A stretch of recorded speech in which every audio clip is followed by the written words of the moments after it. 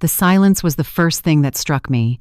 Not an empty silence, but a heavy, suffocating one, the kind that presses in on you from all sides, thick with the unsaid shock of 300 pairs of eyes. It was a silence so profound it had a sound of its own, a high-pitched ringing in my ears that drowned out the soft violin music that had just been playing. Then came the pain. A sharp, searing sting across my left cheek, a bloom of heat that felt like a brand. It was followed by the coppery taste of blood in my mouth, where my teeth had sliced into the soft flesh of my inner lip. I stood there, frozen, in the opulent, fairy-lit garden of the grand estate, the cream-colored dress I had so carefully chosen feeling like a shroud. My son, my Elias, the boy whose scraped knees I had kissed and whose nightmares I had soothed, stood before me, his hands still slightly raised.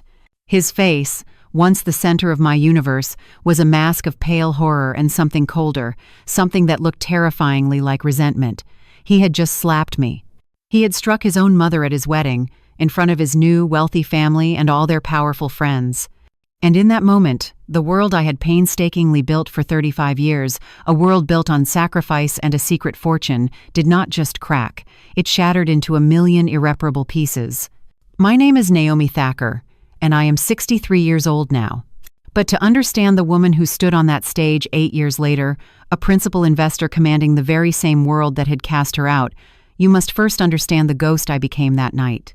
You have to know the mother who chose to live a life of poverty while sitting on a $2 million inheritance, all for a son who would one day spit on that love. It began, as all great loves and tragedies do, with hope. 35 years ago, the first time I held Elias in my arms, he was a perfect, tiny bundle of promise. His father, a man with a charming smile and a restless heart, left us when Elias was just 2 years old. He walked out the door for a pack of cigarettes and simply never came back, leaving me with a toddler on my hip and, everyone assumed, not a penny to my name. Our small apartment in the working-class part of town became our fortress. The neighbors saw me leave before dawn each morning, my hands raw from scrubbing other people's floors, my back aching from ironing shirts that were not mine. They saw me serving coffee at a greasy spoon diner, smiling for a few dollar tips that I would tuck away to buy Elias a new pair of shoes.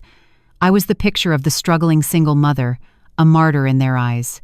They pitied me. They praised my resilience. They had no idea. 6 months after my husband vanished, my own mother passed away quietly in her sleep. She was a frugal woman, a woman who had seen the Great Depression and never trusted banks or flashy lifestyles. She left me everything. An inheritance of nearly $2 million, tucked away in properties across 3 states and in bank accounts no one knew existed. I remember the day the lawyer showed me the paperwork. My hands, calloused and smelling of bleach, trembled as I held the deeds. I could have quit my jobs that very day. I could have bought a beautiful house, hired a nanny, traveled the world. I could have lived like a queen for the rest of my life. But I made a choice. A deliberate, profound choice, born from a deep and perhaps foolish maternal love. I chose not to touch a single cent of it. I wanted my son to grow up seeing the sweat on my brow, not the leisure of unearned wealth. I wanted him to understand the dignity of hard work, the value of a dollar earned through honest labor. I thought that by witnessing my struggle, he would learn empathy. I thought he would never look down on someone for their financial status, that he would understand that a person's worth is not measured by their bank account but by their character. I wanted to engrave in his very soul the difference between having and being. Oh, how tragically wrong I was. For years, my plan seemed to work. Elias was a good boy. He studied diligently, his homework spread out on our small kitchen table while I soaked my aching feet. He helped me with chores without complaint. Every night before he went to sleep, he would hug me tight and thank me for everything. His gratitude was my fuel. Each of his achievements was my secret victory. I used my low-income status to secure him scholarships, watching with silent, bursting pride as he graduated with honors in business administration. I watched him land his first job at a mid-sized logistics firm, his eyes shining with ambition. He would often say, his arms wrapped around me in a warm embrace, "One day, Mom, I'm going to get you a big house. You'll never have to clean another floor again. I promise." And I would smile, my heart aching with love and the weight of my secret. I already owned 3 houses he would never know about, but it didn't matter. What mattered was his heart, his promise, his love, or so I believed. Everything changed the day Tiffany walked into his life. She was not a girl, she was an event. She arrived like a perfectly curated storm of old money and effortless elegance. Her hair was like expensive silk, her nails were flawless pearls, and her clothes whispered a language of wealth I had only ever cleaned up after. Her family, the Vances, were pillars of society. Her father managed million-dollar investments, and her mother, Genevieve, was a socialite who chaired charity galas where the entry fee alone could have paid my rent for a year. The first time Elias brought her to our small apartment for dinner, I spent 3 days cleaning. I wore my best outfit, a modest suit I had found at a second-hand boutique, but it was clean and meticulously ironed. Tiffany arrived in an ivory dress that probably cost more than my 6-month salary, or so she thought. "Hello, Mrs. Thacker," she said, extending her fingertips as if my poverty might be contagious. "Elias has told me so much about you." Her smile was a perfect, polished veneer that never reached her cold, calculating eyes. Her gaze swept over me, over our humble apartment, and in a fraction of a second, she had measured me, weighed me, and dismissed me. I shook her hand firmly, looking her straight in the eye. "It's a pleasure to meet you, Tiffany. I hope you'll take good care of my son." She let out a small, crystal laugh. "Oh, don't worry. In my family, we know how to take care of what's ours. What's ours?" As if Elias were a new acquisition, a prized possession. In that moment, I was no longer his mother. I was an inconvenient piece of his past that had to be tolerated. A red flag was not just waving, it was a screaming crimson banner in a hurricane, but I was so blinded by my son's apparent happiness that I chose to ignore it. The months that followed were a painful, gradual erosion of the boy I knew. Elias began to change. He started frequenting private clubs I had only read about, dining at restaurants where a single dish cost what I earned in a week. He was always busy, always rushing off to some social engagement with Tiffany's family. The warmth in his hugs grew shorter, the frequency of his calls dwindled. When I did see him, there was a new shadow in his eyes, a discomfort he tried to hide, but which I, his mother, could read as clearly as a book. He was ashamed of me. Ashamed of my rough hands, my simple clothes, my small apartment in a neighborhood where laundry hung from balconies. One evening he told me they were getting married. The hug was brief, almost perfunctory. "You'll be in the front row, Mom," he said, but his eyes wouldn't meet mine. "It's your day too." A lie. It was not my day, and in many ways he was no longer my son. The wedding was planned over 6 agonizing months. Genevieve and Tiffany were the generals, and I was not even a soldier. I was a non-entity. I was never invited to any of the planning meetings. When I asked Elias, he would say, "Everything's under control, Mom. You just need to show up." So I trusted him. I bought a simple, dignified cream-colored dress from a modest boutique, a dress for the mother of the groom. I kept it in my closet, a symbol of a moment I still hoped would be special. 3 weeks before the wedding, Genevieve called me. Her voice was like honey laced with poison. "Naomi, dear," she began, "I need to discuss a delicate matter with you." "Of course, Genevieve," I said, my heart sinking. "You see," she continued, her voice dripping with false concern, "this wedding is going to be a very exclusive affair, 300 guests, all from a certain social standing, important people. Do you understand what I mean?" It was not a question, it was a warning. "What I am trying to say, Naomi, is that perhaps it would be best if you kept a low profile during the event. You know, to avoid any uncomfortable situations. People in our circle can be very observant." I swallowed hard, the lump in my throat feeling like a stone. "Keep a low profile. Perhaps," she suggested, her voice turning colder, "you could sit toward the back during the ceremony. And at the reception, there's a lovely, quiet table near the kitchen entrance. It would be perfect for you, away from the main guests, less pressure for you. You understand?" I understood perfectly. They were hiding me. They were ashamed of me. And they were turning me into the family secret that needed to be tucked away in the shadows. "I will be wherever my son needs me to be," I replied, my voice steady, despite the tremor in my soul. Then, I hung up the phone. That night, for the first time in 35 years, I doubted everything.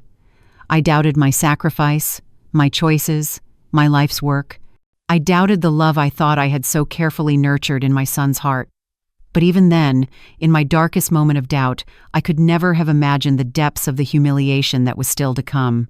The night before the wedding was a sleepless eternity. I sat in the worn armchair in my small living room, the city lights painting shifting patterns on the wall. My gaze was fixed on the cream-colored dress hanging on the closet door. It seemed to mock me with its quiet dignity. For the first time in decades, a profound and terrifying thought surfaced from the depths of my soul. It had all been for nothing. 35 years. 35 years of scrubbing, ironing, sweating, and smiling through an exhaustion that settled deep in my bones. And for what? So my own son, the center of my existence, would allow his new family to hide me like a piece of dirty laundry? A powerful urge to simply not go washed over me. I could call, feign illness, and spare myself the inevitable pain, but a small, foolish part of me, the part that had fueled my sacrifices for so long, still clung to a sliver of hope. It was the mother in me, whispering that maybe, just maybe, when Elias saw me there, something would stir in his memory. Perhaps seeing my face in that crowd of strangers would remind him of who raised him, who loved him unconditionally, who gave up a life of luxury for his sake. How naive I was, clinging to a ghost until the very last moment. The morning of the wedding arrived with a gray, indifferent dawn. I rose at 5 o'clock, moving with a deliberate, almost ceremonial slowness. I took a long bath, styled my hair into a simple but elegant chignon, and applied a touch of makeup, just enough to add a little color to my pale cheeks. I wanted to look dignified, not defeated. I slipped into the cream-colored dress. It fit perfectly. I put on a pair of modest, low-heeled taupe shoes that I had polished until they shone. Around my neck, I clasped a small pearl necklace. It had belonged to my mother, a simple strand of pearls that were, unbeknownst to anyone there, worth over $10,000. To them, they would look like cheap costume jewelry. I looked at my reflection in the small, cracked mirror on my bedroom wall. I saw a woman who had worked hard her entire life. A woman who deserved respect. A woman who was about to walk into her own erasure. I took a taxi to the wedding venue. It was a sprawling private estate nestled in the hills outside the city, the kind of place whose name was only ever whispered in exclusive circles. The entrance was a breathtaking archway of white and champagne-colored roses, a floral fantasy leading into a world I did not belong to. An army of staff in crisp black uniforms moved with silent efficiency, arranging chairs, testing microphones, and placing centerpieces that likely cost more than my monthly rent. As soon as my taxi pulled up, a coordinator with a tablet and a frozen professional smile intercepted me.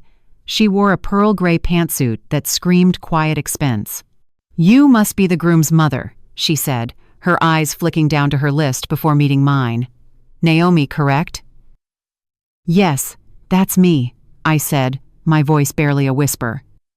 "Perfect. Come with me, please. I'll show you to your spot." Her use of the word spot instead of seat or table was the first small cut. She did not lead me down the main path where guests in luxury sedans were beginning to arrive. Instead, she guided me down a side path, a service route hidden by manicured hedges.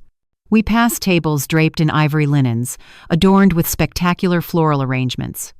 We walked past the VIP area, where rows of gold chairs with plush velvet cushions were reserved for the most important guests.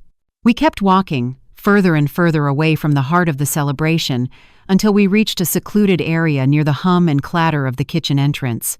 There, almost completely hidden behind a cluster of large decorative potted plants, was a small, solitary table. It was set with 2 simple folding chairs and a plain white tablecloth. There were no flowers, no candles, no sign that it was part of a celebration. It was a table of exile. "You'll be comfortable here," the coordinator said, her gaze carefully averted from mine. "Less noise, fewer people. We thought you would prefer something quieter." I stood there, staring at that forgotten table, and I felt something inside me break, a tiny hairline fracture in the foundation of my soul, but I said nothing. I simply nodded, sat down in one of the folding chairs, and waited. From my hidden vantage point, I watched the real guests arrive. Women in designer gowns and sculptural hats, their jewels sparkling in the afternoon sunday. Men in tailored suits that cost thousands of dollars, with Swiss watches on their wrists and polished Italian leather shoes on their feet. They laughed and embraced, exchanging the air kisses of the wealthy, a performance of affection without the messiness of actual contact. No one looked my way. No one greeted me. It was as if an invisibility cloak had been draped over me. I was a ghost at my own son's wedding. The ceremony began with the ethereal sound of a live string quartet. Tiffany appeared at the end of the aisle, a vision in a white gown with a 10-foot train covered in thousands of tiny crystals that caught the light like captured stars. She walked on the arm of her father, a stern-faced man with a mane of silver hair. Her mother, Genevieve, sat in the front row, dabbing delicately at her eyes with a silk handkerchief. And then I saw him, my Elias, my boy. Standing at the altar in an impeccable black tuxedo, his hair perfectly coiffed, a nervous smile playing on his lips. He looked so handsome, so successful, so utterly alien. He was a stranger sculpted into the shape of my son. My heart ached with a desperate need. I searched for his gaze, praying he would turn, that he would see me, that there would be a single silent moment of connection, an acknowledgement that I was there, that his entire life was possible because of the woman sitting behind the potted plants. But Elias never turned. His eyes were fixed on Tiffany as she glided toward him, as if she were the only person in the world. As if I didn't exist. As if I had never existed. The ceremony was a flawless production. They exchanged vows that sounded like they were written by a professional poet, slipped white gold rings on each other's fingers, and shared a cinematic kiss as the guests erupted in polite, restrained applause. Everything was beautiful, everything was hollow. After the ceremony, the guests flowed into the reception area, a massive, elegantly decorated tent that looked like a fairy tale palace. Crystal chandeliers hung from the silk-draped ceiling. The tables were set with fine china and an intimidating array of silverware. In the center of each were towering arrangements of white and peach-colored flowers. I remained at my hidden table. A young waiter, looking no older than 20, approached and poured me a glass of water from a plain pitcher. Not wine, not champagne, just water. "Excuse me," I said, my voice sounding small. "Could I please have a glass of wine?" The waiter looked flustered, his eyes darting nervously toward the kitchen. Let me check with my supervisor, ma'am," he stammered. He never returned. The speeches began. Tiffany's father spoke of the merger of their two great families, even though I had no family to speak of. Genevieve shed more crocodile tears as she spoke of how Tiffany had found the perfect man to continue their legacy. Elias's friends, young men with easy smiles and expensive haircuts, told amusing anecdotes from college, from ski trips to Europe, from a life I had never been a part of. Not one person mentioned my name. Not a single word about the mother who had raised Elias alone, who had worked her fingers to the bone so he could have the education that got him to this point. I was a footnote that had been completely erased. I was forgotten furniture in a dark corner. Dinner was served. While the guests dined on shrimp appetizer with mango salsa, filet mignon with a herb crust, and truffled mashed potatoes, a waiter brought me a single simple dish, chicken and rice. It was the same meal the staff was eating. I ate in silence, each bite tasting of ash and betrayal. Then the dancing began. Elias and Tiffany opened the floor with a waltz they had clearly practiced for weeks. They moved with a seamless, choreographed grace. After their dance, Tiffany danced with her father. Tradition dictated that the next dance belonged to the groom and his mother. I waited. My heart pounded with a foolish, desperate hope. Minutes ticked by. Elias was now dancing with Genevieve, laughing as she whispered something in his ear. Then he danced with Tiffany's grandmother, then her aunts, but not with me. I remained seated at my hidden table, a spectator to my son's new life, a life in which I had no place, and that is when something shifted inside me. The sadness, the hurt, it began to curdle, hardening into something else. It was a cold, quiet resolve. I was not going to stay hidden 1 minute longer. I stood up. My legs felt unsteady, but I forced them to move. I walked toward the dance floor, my modest dress a stark contrast to the sea of sequins and silk. I pushed my way through the clusters of laughing guests. Some looked at me with open curiosity, others with a flicker of disdain. I ignored them all. I kept walking until I reached my son. He was standing with a group of his friends, a glass of champagne in his hand, laughing at some joke I couldn't hear. "Elias," I said, my voice soft but clear. He turned, The moment his eyes landed on me, his face changed, the smile evaporated, his eyes hardened. "Mom," he said, his voice low and tight. "What are you doing here?" Here, as if I were an intruder. As if I had trespassed into a place I was not welcome. I thought maybe we could dance," I said, trying to keep my voice from trembling. It's tradition for the groom to dance with his mother. A sudden silence fell over his group of friends. I could feel their eyes on me, evaluating my simple dress, my sensible shoes, my hair that had not been touched by a celebrity stylist. One of the women, draped in a champagne-colored sequin dress, whispered something to her partner, and they both shared a small, cruel smile.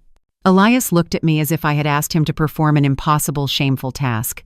"Mom, now is not a good time," he hissed. "I'm with my friends." "Just one dance," I pleaded, feeling the last of my dignity begin to crumble. "A short one. It's your wedding, son. Our chance." He clenched his jaw, a muscle twitching in his cheek. His friends, sensing the escalating tension, began to awkwardly excuse themselves, melting back into the crowd as if my presence were a bad odor they needed to escape. "We'll talk about this later," Elias finally said, his voice clipped and final. "Right now I have to attend to the important guests. Please, go back to your table. Go back to your table."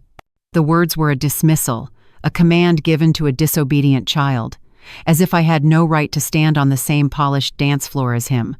Something inside me didn't just break, it turned to ice. A cold, cutting clarity washed over me, so sharp it almost took my breath away. All the foolish hope, all the lingering love, it froze solid.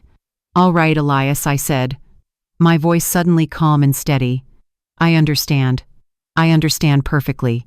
I turned without another word and walked back toward my hidden table. Each step was a farewell. Each step was me walking away not just from the dance floor, but from the boy I had raised. Or rather, the man I had failed to see he had become. I sat down and watched the party continue as if nothing had happened. The music swelled, people danced. They ate a 5-tiered cake. They toasted with expensive champagne. And I remained invisible. 2 more hours passed. Not a single person approached me. Not a friend of Elias's, not a relative of Tiffany's. I was completely and utterly alone. And then, something happened that would ignite the final, devastating explosion. Genevieve stood up from her table, her face a mask of alarm. She rushed over to Tiffany and whispered frantically in her ear. Tiffany's face went pale. The two of them began searching for something, their movements growing more frantic by the second. Within minutes, Genevieve was on the stage, taking the microphone from the band leader.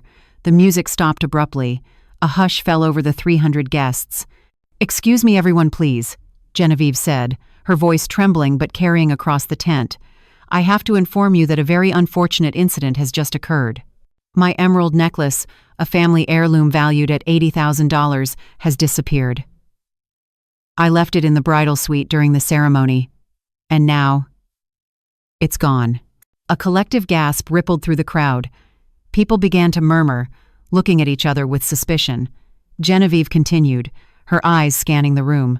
"I know this is terribly uncomfortable, but I must ask for everyone's cooperation. The security staff will be checking the common areas. If anyone saw anything suspicious, please let us know immediately." My heart began to pound, not from guilt, but from a cold, certain dread. I recognized the look in Genevieve's eyes. It was the look of a predator scanning a herd for the weakest member, and then her eyes landed on me, sitting alone at my forgotten table.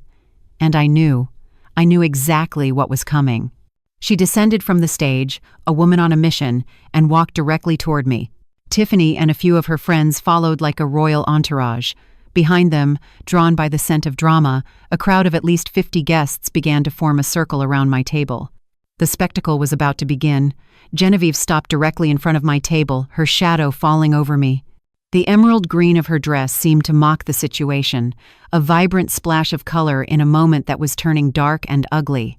Her face was composed, but her eyes were like chips of steel. "Naomi," she said, her voice dripping with a false, syrupy sweetness that made my skin crawl. "I need to ask you a few questions."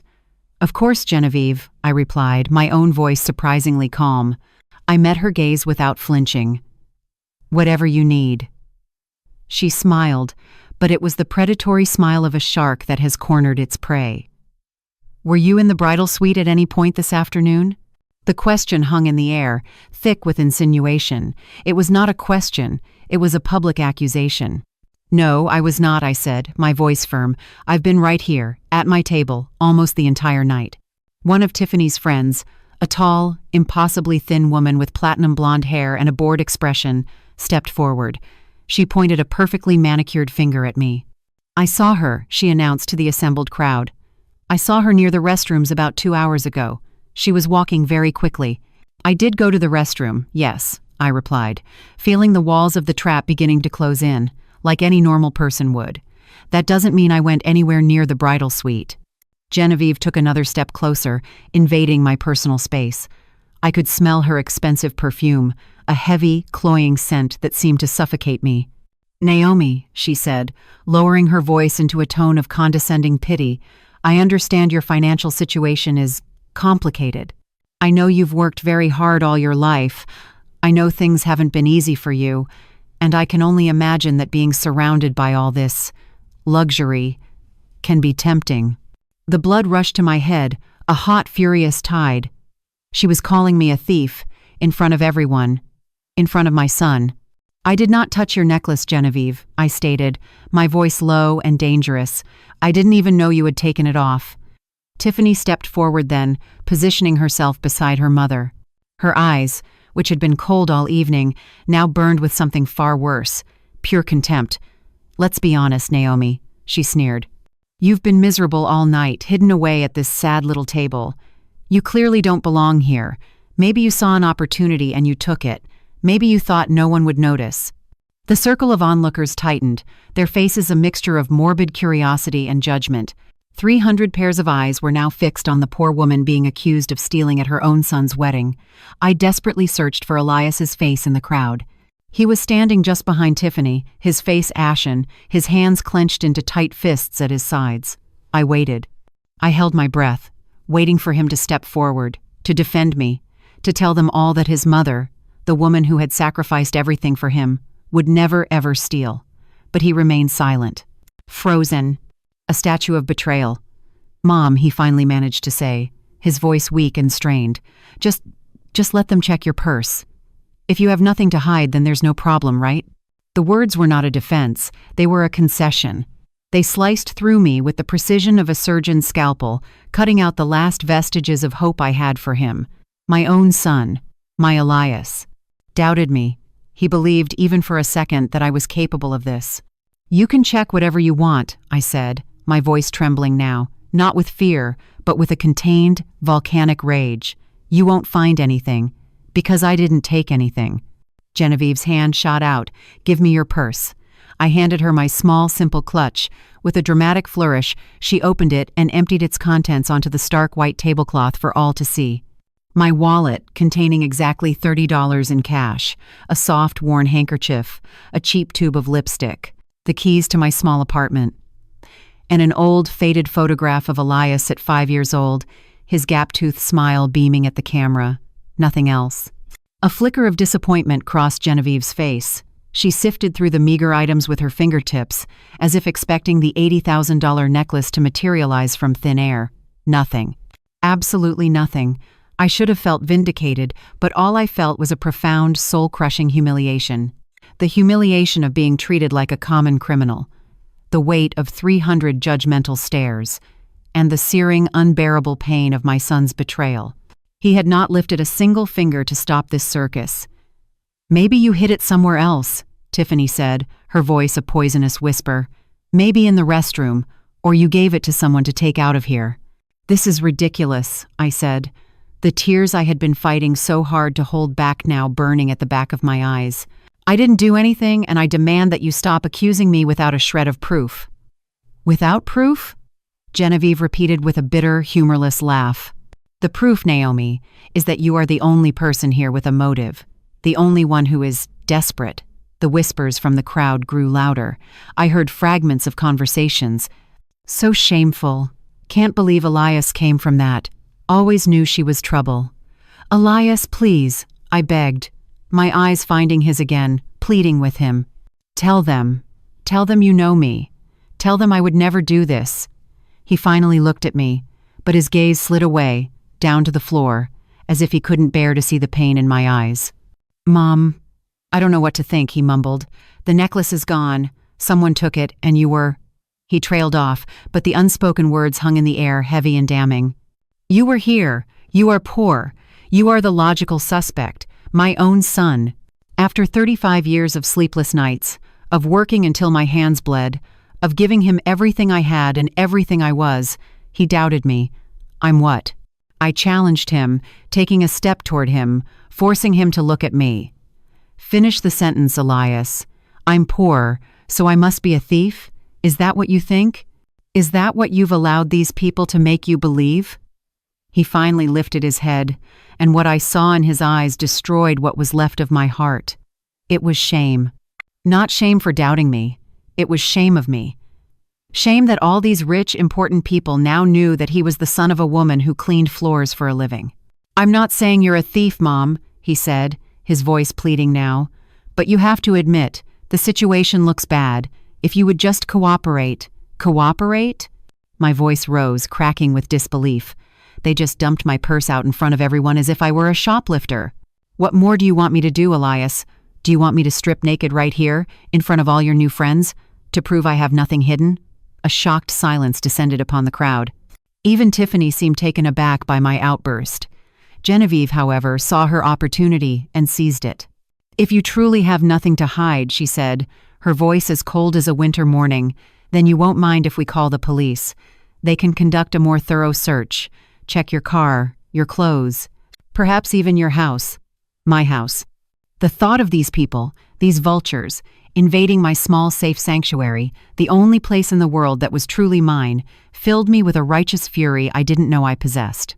"You will not check anything," I declared, my voice now loud and ringing with authority. "I am not a thief, and I will not be treated like one simply because I don't have the same amount of money as you people." Tiffany let out a cruel, sharp laugh. "Ah, so it is about the money," she said triumphantly. "You finally admit it. You're resentful, aren't you? Resentful that Elias has married into a better family.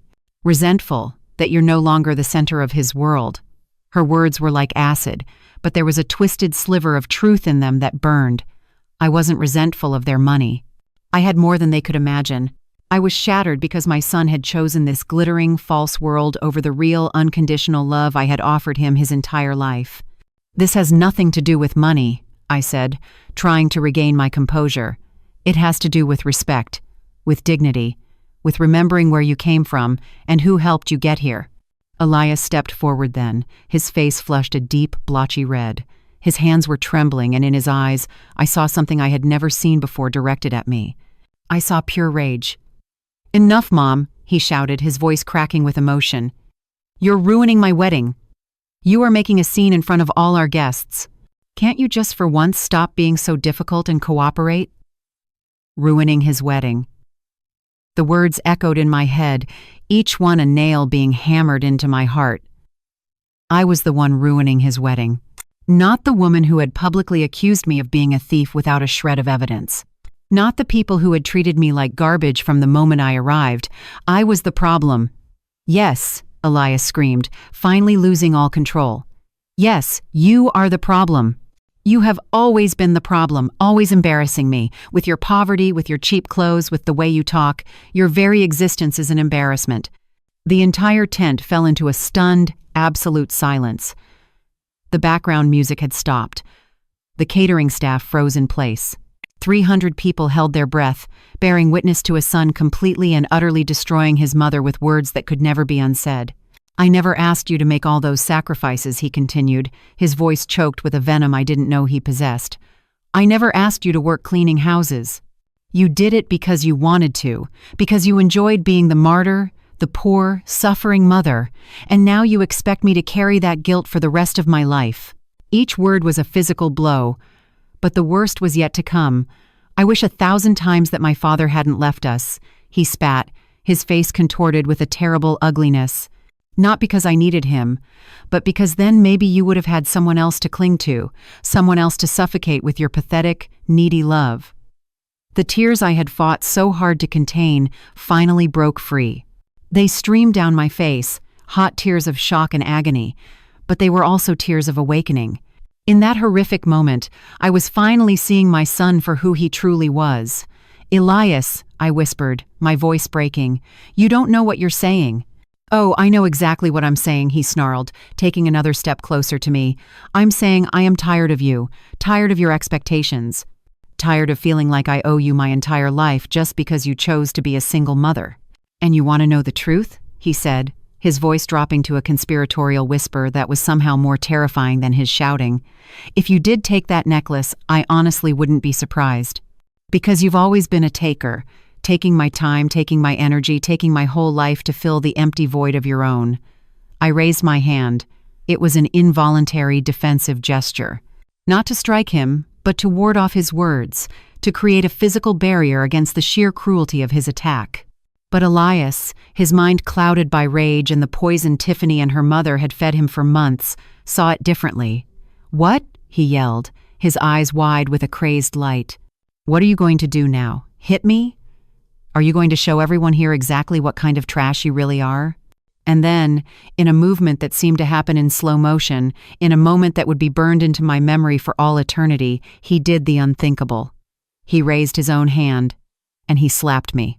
Hard. The sound was a sharp, ugly crack that echoed in the dead silence of the ballroom. A woman in the crowd gasped. Someone else let out a choked scream. My head snapped to the side from the force of the blow, the sting of it radiating across my cheek. But the physical pain was nothing. It was a distant, insignificant sensation compared to the profound, spiritual agony that ripped through me. It was the feeling of the final, sacred bond between a mother and her child snapping forever. The sound of my own heart breaking. I stood there, paralyzed in the echoing silence. My cheek throbbed with a dull, insistent heat, and the metallic taste of blood filled my mouth. But I felt strangely detached from the physical sensation, as if I were floating somewhere above my own body, watching this horrific tableau unfold. The 300 guests were frozen, their faces a gallery of shock, disbelief, and a kind of morbid fascination. No one moved. No one spoke. No one rushed to my side. They were spectators at a Roman circus, and I was the gladiator who had just been mortally wounded. Elias took a stumbling step back, his rage instantly evaporating, replaced by a dawning horror. He stared at his own hand, the hand that had just struck his mother, as if it were a venomous snake that had betrayed him. His face, which had been contorted with rage, was now chalky white, his lips trembling. But he did not say the words. He did not say, "I'm sorry."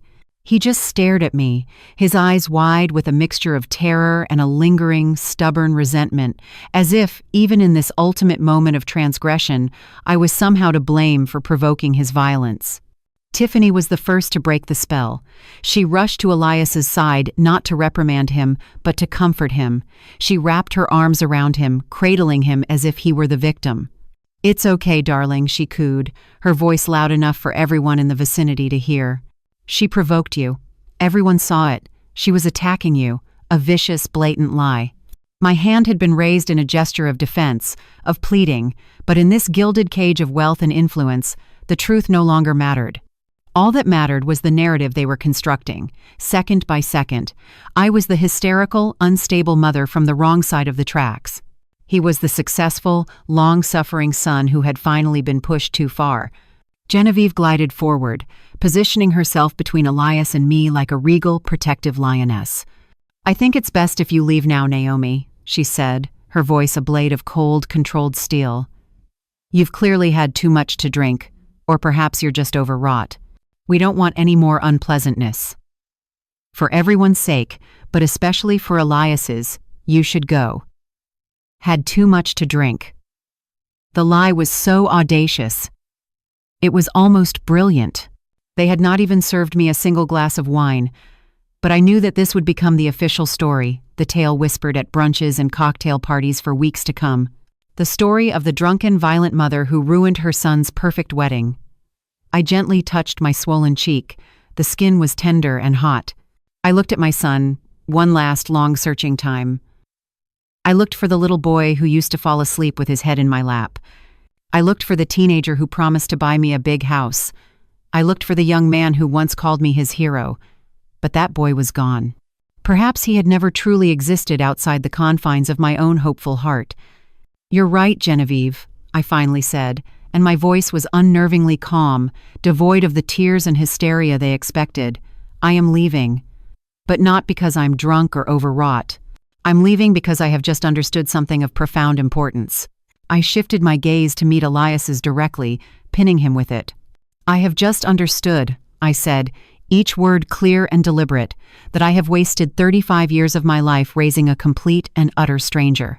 Someone who values appearance over love, money over loyalty, and the approval of shallow people over the sacrifice of the woman who gave him life." "Mom," Elias began, his voice a broken whisper, but I raised my hand, and this time he flinched. "No," I said softly, but with an authority that silenced him. "You no longer have the right to call me that. A mother is someone who is cherished, someone whose love is valued, someone who is defended when she is unjustly attacked. You have just proven, in front of God and 300 witnesses, that I am none of those things to you." I bent down, my movements slow and graceful. Genevieve's menagerie of my life's possessions was still scattered on the table. The faded photograph of 5-year-old Elias had fallen to the floor. I picked it up. I looked at his innocent, smiling face one last time, a face from a lifetime ago, a face of a boy I no longer knew. I carefully placed the photograph back on the table, facing him. "Keep it," I said. "It is the only thing of mine I wish to leave in this place. A memory of a child who no longer exists." Then I turned my back on him, on all of them, and I started to walk toward the exit.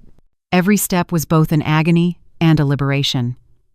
I could feel the collective stare of the crowd on my back, a physical weight. I could hear the whispers begin to rise behind me, a tide of judgment and speculation. But I did not falter. I held my head high, my back straight. I refused to run. I refused to show them any more weakness. As I reached the grand, flower-adorned entrance, I heard Tiffany's voice, sharp and clear, cut through the murmurs. "Well," she announced with a theatrical sigh, "that was dramatic. Poor Elias. Some people just have no luck with the families they're born into." There was a ripple of uncomfortable, nervous laughter. But it was laughter nonetheless, and that was the last sound I heard before I stepped out of that nightmare garden and into the cool, indifferent darkness of the night. I walked down the long, winding driveway of the estate. I had no destination. I hadn't called a cab. I had no plan. I just needed to move, to put distance between myself and the wreckage of my life. I walked for what felt like hours, my modest shoes pinching my feet, my cheek throbbing in time with my shattered heart. The physical pain was a dull anchor in a swirling sea of emotional agony, a pain so vast and deep I felt I might actually drown in it. Eventually I found a bus stop on a deserted road and sank onto the cold plastic bench. The digital clock read 2 o'clock in the morning. The buses had stopped running hours ago, but I didn't care. I just needed to be still. I needed to breathe. I opened my wallet and looked at the $30 inside. It was all I had on me.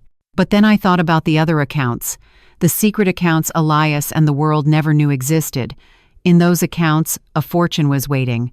My fortune, properties in my name. Investments that a trusted financial advisor had been quietly managing for decades.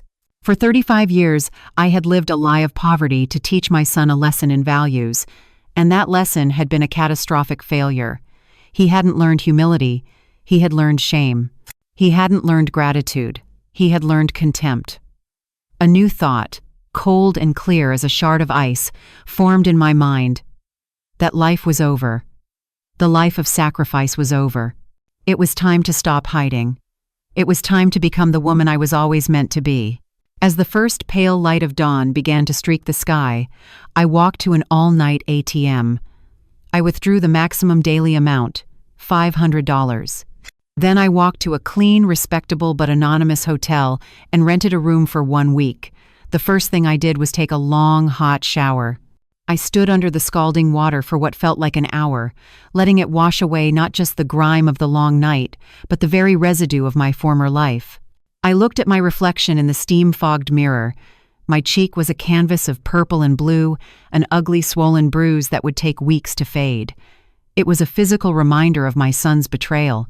But when I looked into my own eyes, I saw something that had been dormant for years. I saw fire.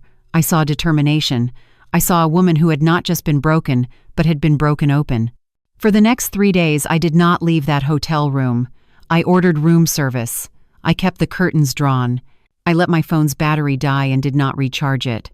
I needed the silence, the solitude, to process the cataclysm. I needed to mourn the son I had lost and the mother I no longer was. On the 3rd day, I sat down at the hotel's business center computer. The time for mourning was over. It was time for resurrection. I logged into my bank accounts for the first time in nearly a year. The numbers on the screen took my breath away. $2,200,000. The properties my mother had left me had appreciated in value. The conservative investments had grown steadily, silently, in the background of my life.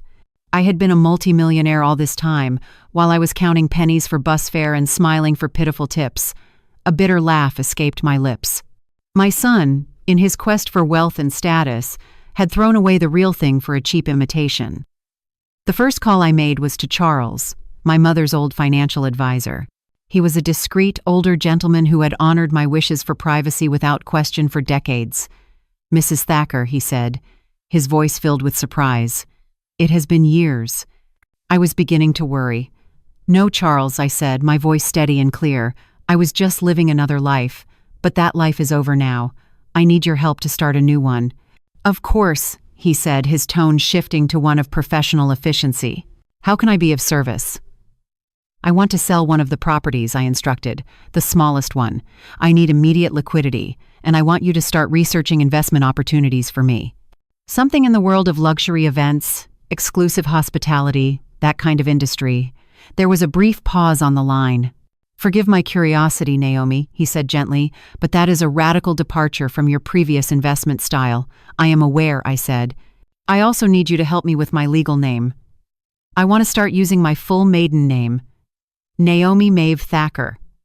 I want to make it so that a simple search for Naomi Thacker yields no immediate results." "It can be done," he confirmed. "It will take some time and the right legal channels, but it's entirely possible. May I ask why?" "Because the woman who was Naomi Thacker died 3 days ago at a wedding," I said, my voice devoid of emotion. "And I don't want anyone from that life to ever find me again." Charles, ever the professional, asked no more questions. The property sold in less than 2 weeks, netting me over $500,000 in cash. With that money, I moved to a different city, one close enough to keep an eye on things if I chose, but far enough to be a world away. I rented a sleek, modern condominium in an elegant high-rise building with a doorman and impeccable security. I threw away all my old, sensible clothes and bought a new wardrobe. Not flashy or ostentatious, but clothes of quality and classic design, in neutral tones that spoke of quiet confidence and subtle wealth. I had my hair cut into a chic, modern style that took years off my face. I had facial treatments to erase the lines of worry and exhaustion. I hired a personal trainer. This transformation was not for anyone else. It was for me. I wanted to look in the mirror and see a stranger. I wanted to obliterate the reflection of the woman who had allowed herself to be humiliated, to be struck, to be erased. During those first 6 months, I learned that Elias had tried to find me. He had called my old cleaning jobs, gone to my empty apartment, and questioned the neighbors. But I had vanished without a trace. I had paid my final month's rent in cash and left no forwarding address. As for my old belongings, the cheap furniture, the worn-out clothes, all the physical remnants of my 35 years of sacrifice, I had a charity organization come and take it all away. I kept nothing from my past, nothing except the painful, indelible lesson it had taught me. A year after the wedding, Charles called me with an opportunity. A boutique luxury event planning company was seeking a capital investor. The owner, a man named Sterling Vance, was brilliant and creative, with a sterling reputation for organizing exclusive events for the city's elite. But he lacked the capital to expand his business to the next level. We met at an upscale cafe. He was a distinguished man in his 50s, with kind eyes and a portfolio filled with stunning photographs of his work. Weddings in private vineyards, charity galas in art museums, corporate retreats on luxury yachts. It was the exact world that Tiffany and Genevieve inhabited. "Mrs. Thacker," Sterling began, "Charles speaks very highly of you. He mentioned your interest in the luxury events sector. Very much so, I replied, sipping my coffee. But not as a silent partner. I want to be involved. I want to learn this business from the inside out. He raised a surprised eyebrow. Most investors are content with monthly reports and dividend checks, he said. You want to get your hands dirty. Exactly, I confirmed. I have the time, the resources, and I have very personal reasons for wanting to understand this world. I offered no further explanation. I did not tell him about Elias, about the slap, about the soul-deep humiliation that fueled my new ambition. But Sterling was an astute man. He saw something in my eyes, a fierce determination that told him I was not just another wealthy woman looking for a hobby. I was a woman on a mission. I invested $500,000 into his company, acquiring a 40% stake and an active role in all major decisions. For the next 2 years, I worked tirelessly alongside Sterling. I became his apprentice, his partner, his confidant. I learned everything. How to negotiate with high-end vendors, how to manage the egos of millionaire clients, how to create flawless, unforgettable experiences. But more importantly, I learned the social landscape. I memorized the names, the families, the alliances, the rivalries. I learned which last names opened doors and which ones quietly closed them. And yes, I researched the Vance family. I learned that Genevieve was on the board of 3 exclusive clubs and chaired the city's most prominent annual charity gala. I discovered that her husband had suffered significant financial losses in bad investments a few years prior, though they fought desperately to maintain the facade of immense wealth. I learned that Tiffany worked in public relations for luxury brands, but her salary was a fraction of what was needed to support her extravagant lifestyle. And I learned something about Elias that, despite everything, sent a pang of a long-forgotten ache through my heart. He had lost his job at the logistics firm 6 months after the wedding when the company downsized. Without the powerful connections of Tiffany's family to back him up, he had been unable to find a comparable position. He was now working a series of lower-paying jobs, struggling to keep up with the demands of his new life. My sources told me that his marriage to Tiffany was strained. The fights were frequent and vicious. She resented him for not being her financial equal. She belittled him for his failure to climb the corporate ladder. She despised him for not being the man she thought she had married. The irony was so thick, so bitter, I could taste it. Elias had thrown away a mother who was secretly a millionaire for a wife who despised him for not having money. I felt no satisfaction from this news, only a strange hollow emptiness. A part of me, the stubborn, foolish mother that never fully dies, wanted to reach out, to help him. But the other part of me, the part that would forever feel the sting of his hand on my cheek, the part that remembered his cruel, venomous words, held me firmly in my silence. The years passed. 3 years became 5, then 7. With each passing year, the woman I had been faded further into memory. Sterling's company, which was now our company, flourished. The name Vance Thacker Events became synonymous with elegance, exclusivity, and unparalleled perfection. We were the go-to planners for anyone who was anyone. I had gone from being the invisible woman hidden behind the potted plants at a wedding to being the woman who decided who was important enough to be on the guest list for the city's most exclusive events. As Sterling neared retirement, he offered to sell me his majority share. After months of negotiation, I became the 75% owner of the company. I was no longer just a partner. I was the power behind the throne.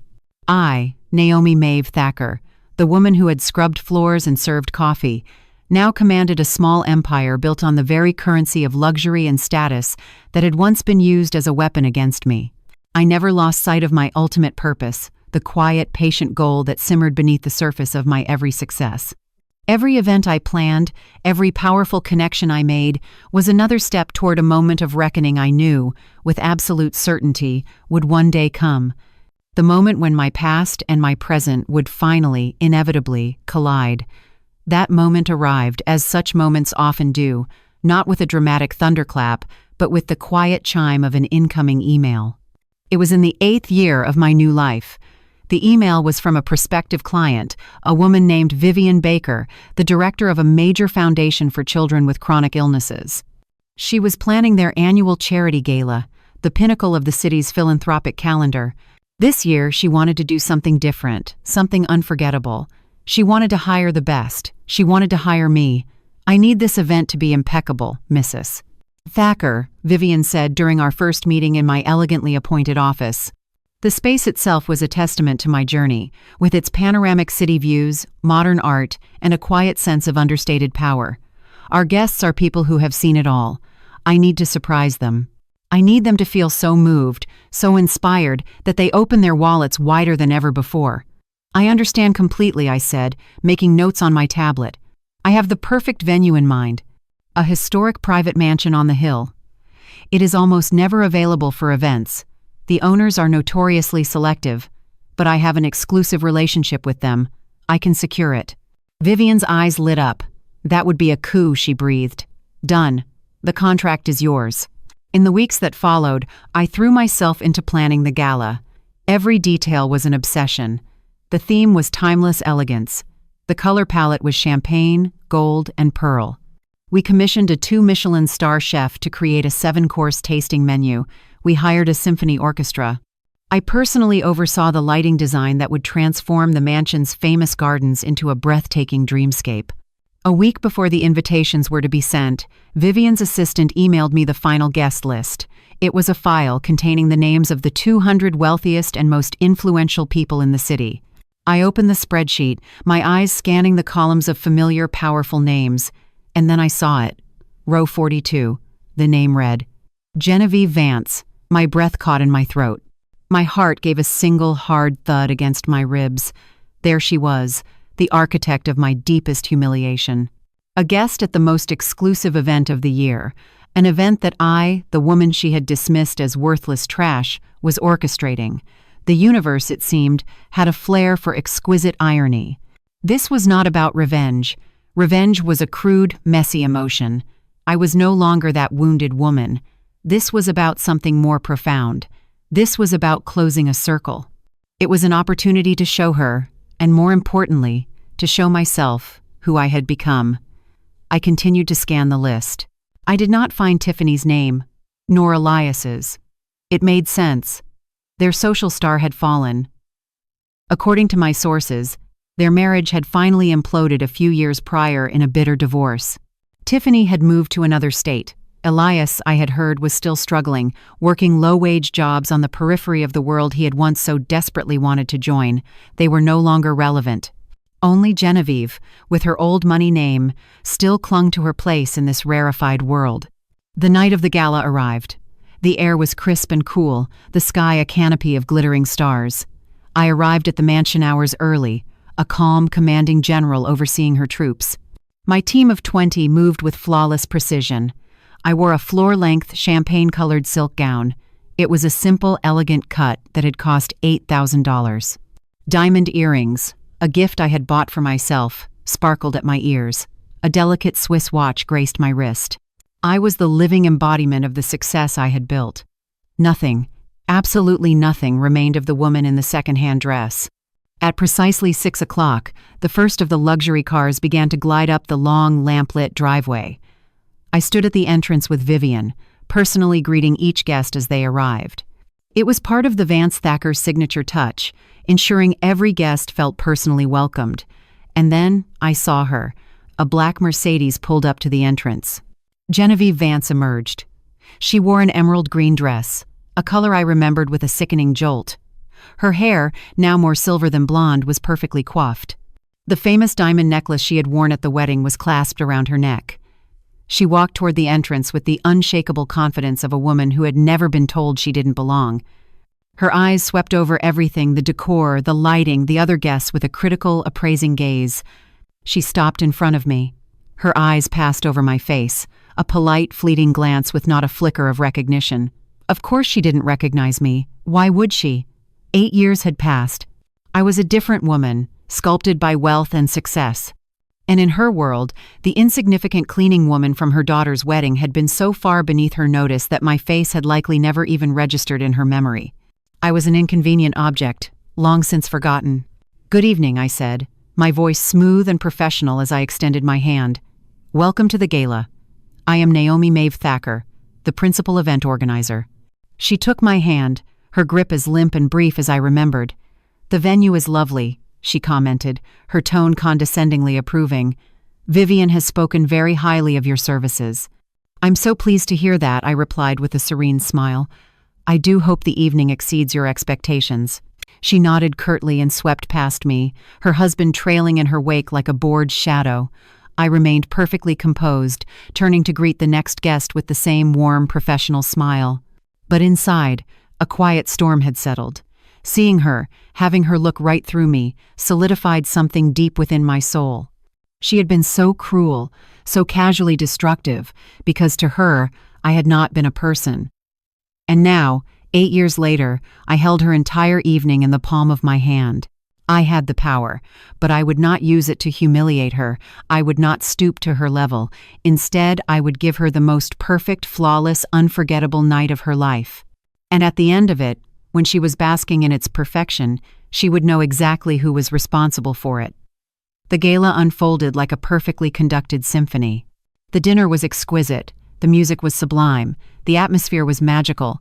I moved through the event like a ghost, a whisper in my team's earpieces, solving problems before they could even arise. From the shadows, I observed Genevieve. She was holding court at one of the best tables, laughing her high, brittle laugh, basking in the attention of her peers. Toward the end of the evening, after the auctions had raised a staggering $6.2 million, Vivian took to the stage for a final thank you. "Tonight would not have been possible," she said, her voice thick with emotion, "without the vision and dedication of one extraordinary woman. A woman whose pursuit of perfection has elevated this event into something truly magical. Naomi, could you please join me on stage?" A ripple of applause went through the room. I had not expected a public acknowledgement. I preferred to work behind the scenes. But I had no choice. I walked toward the stage, my silk gown shimmering under the lights. As I stood next to Vivian, basking in the warm applause of 200 of the city's most powerful people, I saw Genevieve's face in the crowd. She was looking at me, her head tilted with a polite curiosity. "Not only is Naomi a brilliant organizer," Vivian continued, "she is also an incredibly generous philanthropist. In addition to her impeccable work tonight, Naomi has made a personal donation of $100,000 to our foundation." The applause was louder this time. Several people rose to their feet. From the stage, I could see the expression on Genevieve's face change. The polite curiosity sharpened into an intense, focused scrutiny. A flicker of something confusion, a dawning, improbable recognition crossed her features. She was looking at me now, really looking at me, as if trying to place a vaguely familiar face from a distant, unpleasant dream. I took the microphone. "Thank you, Vivian," I said, my voice calm and clear, amplified throughout the grand ballroom. Seeing so much generosity in one room reminds us that while money can sometimes divide us, it also holds the profound power to unite us for a greater good. After a final round of applause, I stepped down from the stage. Several guests immediately approached me, congratulating me, pressing their business cards into my hand. I was one of them now, an equal. And then, Genevieve was standing in front of me. "Mrs. Thacker," she said, her smile looking a little strained now, "the event was truly extraordinary, the best I have ever attended." "Thank you, Genevieve," I replied, meeting her gaze. "I'm so glad you enjoyed it." She stared at me, her eyes searching my face. "Forgive my boldness," she said, frowning slightly, "but you look so incredibly familiar. Have we met before? At another event, perhaps?" "It's possible," I said, my tone neutral. "I attend a great many." "No, it's more than that," she insisted, her brow furrowed in concentration. "Your voice, there's something." She trailed off.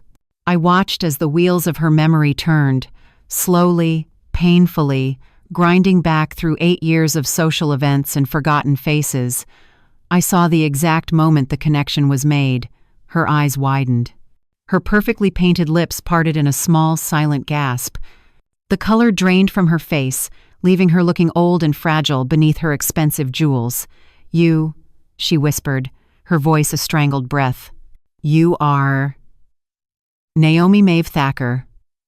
I finished for her, my voice quiet but unyielding. Luxury event organizer, businesswoman, and philanthropist. And yes, Genevieve. I am also the woman you publicly accused of stealing your necklace 8 years ago at your daughter's wedding. the mother whose own son struck her, while you watched and did nothing. The silence between us was a chasm. She took an involuntary step back, as if my words were physical blows. "My God," she stammered. "It can't be. You were poor." "Or so you thought," I said, my voice as cold and hard as a diamond, "because I looked poor and dressed poor. But you see,